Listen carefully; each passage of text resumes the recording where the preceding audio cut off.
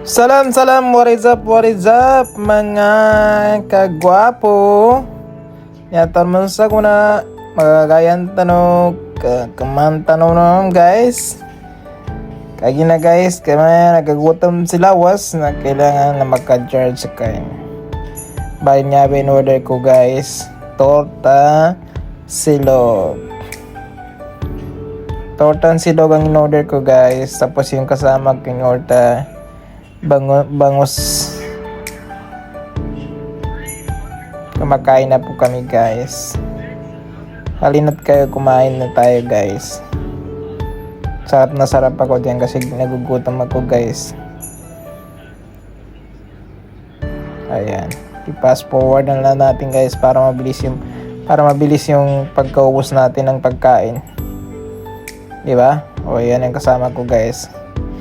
Yan pala yung asawa kong si Tambi kong guys. Ayan, kumakain din siya ng pansit. It's my favorite sotanghon. Sotanghon is my favorite guys. Masarap guys kanin. Siya ba guys sa Old Zouk Salmiya, Kuwait City po guys. Sa mga nagtatanong, dito po kami sa Kuwait OFW po kami guys. Me and my wife, we're both working outside.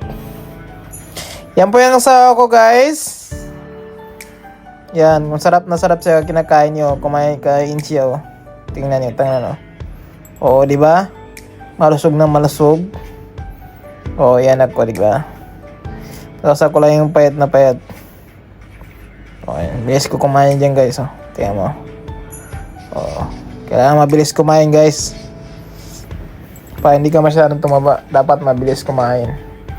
Ganyan sa ginagawa ko, di ba? Bilis kumain dyan.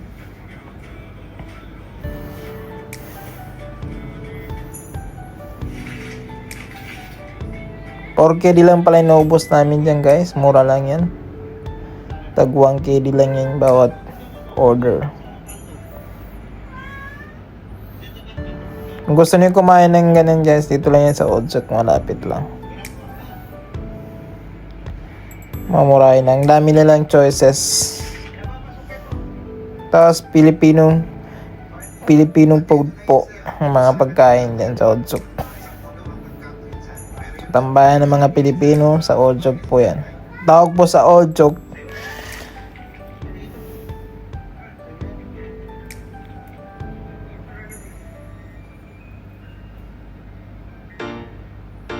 o yan.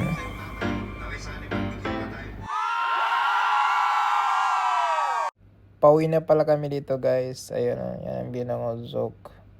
Wala nang katao-tao. Hanggang dito na lang guys. Thank you sa panonood.